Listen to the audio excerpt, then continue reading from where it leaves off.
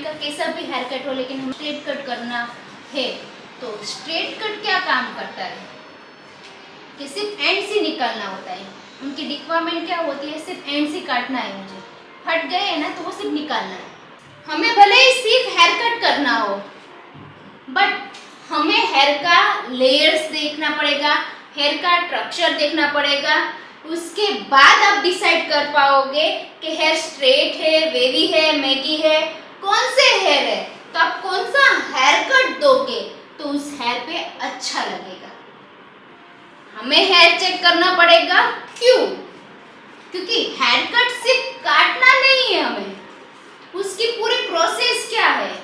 Step 1 पहले hair check करना है, स्टेप 2 शैम्पू करना है, हेयर के स्ट्रक्चर के अकॉर्डिंग, हेयर की क्वालिटी के अकॉर्डिंग, यानी कि फ्रीजी है, ड्राई है, डैमेज है, तो उसके अकॉर्डिंग हमें हेयर के शैम्पू चॉइस करना रहेगा, फिर उसको शैम्पू करना रहेगा। शैम्पू के बाद हमें क्या करना रहेगा, कंडीशनिंग या तो ऑप्शनली मास्क। एप्रन पहनाएंगे, एप्रन पहनाने के बाद सेक्शन निकालेंगे, 4 सेक्शन करो, 5 सेक्शन करो, 6 सेक्शन करो, फिर हमारा स्टार्ट होगा हेयर कट।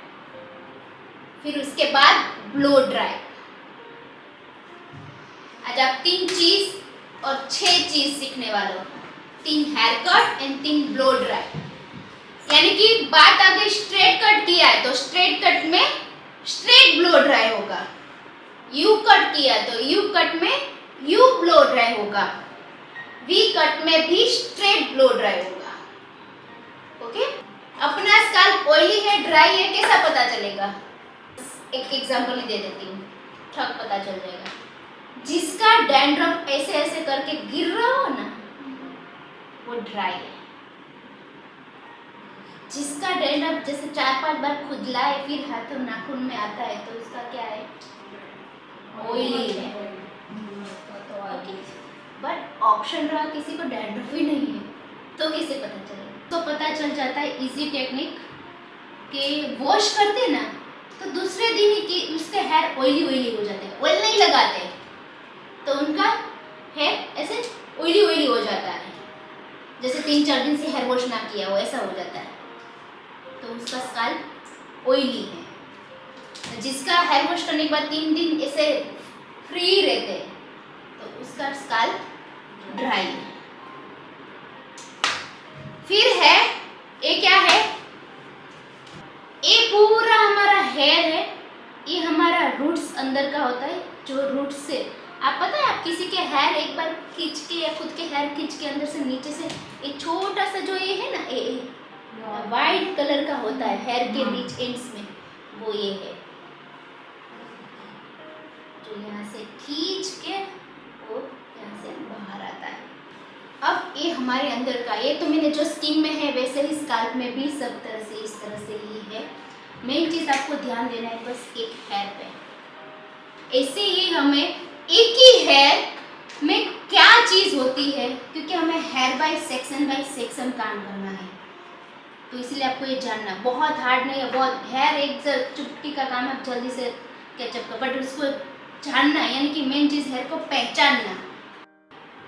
दूसरी बात, हेयर कट में ऐसा नहीं आता है कि हम हेयर कट यहाँ का अंदर का करेंगे, बट हेयर कट में एक चीज़ जरूर आती है, जिसके स्पिटेंस हेयर हो, जिसको मैंने टॉपिक लिया था स्पिटेंस हो रही, यानी कि 2 मुँहे बाल हो, तो वो जब क्यूटिकल टूट जाता है, कॉटेक्स टूट जाता है, फिर यहाँ से 2 हेयर स्टार्ट हो जाता है, यहाँ से सारे हेयर को बाहर आता है, कॉटेक्स को तोड़ देता है, तो वो हेयर को हमें यहाँ से कट करना होता है, ताकि फिर कॉटेक्स को जोड़ के फिर वापस यहाँ से उसका ग्रोथ स्टार्ट।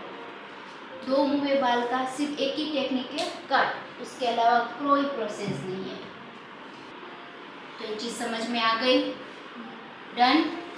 हमें आज स्टेट UB में जाना है, तो मैं आपको पहले हमारी जो चीज़ टूल्स नॉलेज देना चाहूँगी, मैं आपकी सारी चीज़ आपको बताने चाहूँगी कि हर एक चीज़ में क्या क्या यूज़ कर रहे हैं, ये क्या क्या इंस्ट्रूमेंट चाहिए। कट कोम आप देखना किस तरह से है, ये सेक्शन निकालने के लिए ये काम आता है, एक कॉम अच्छा यूज़ करना, सेक्शन सीजर भी किस तरह से यूज़ करना। कोई पैकेट तोड़ना है सीजर से, वही सीजर से आप हेयर कट करना, हेयर खींचेंगे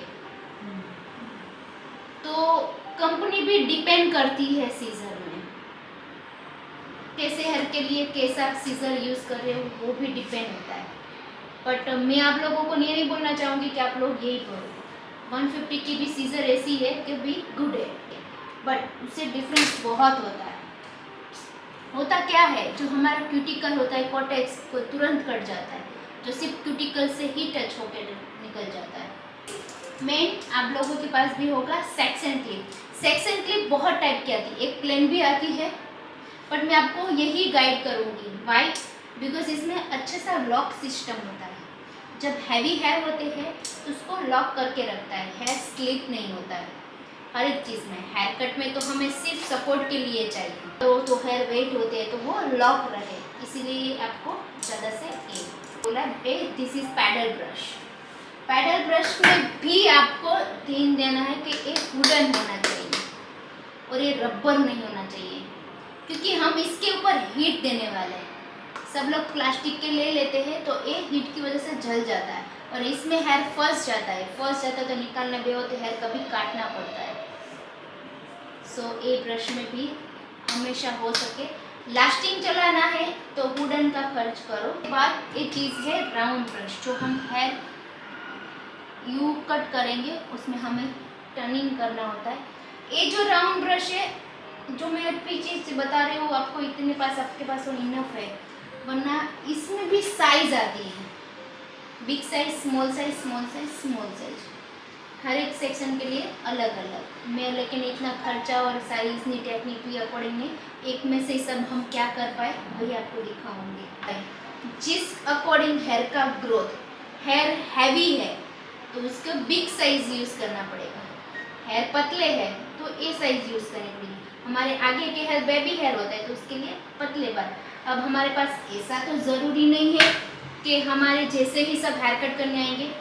अब आपके पास कोई बेबी हेयर कट आ गया तो उनके बाल तो पतले ही होते हैं, ग्रोथ कम होता है, तो उसके लिए हमें स्मॉल साइज का ब्रश यूज़ करना पड़ेगा। इससे आप करोगे तो आपसे प्रॉपर वर्क होगा नहीं। चीज़ है ये हमारा है कटिंग एप्रन।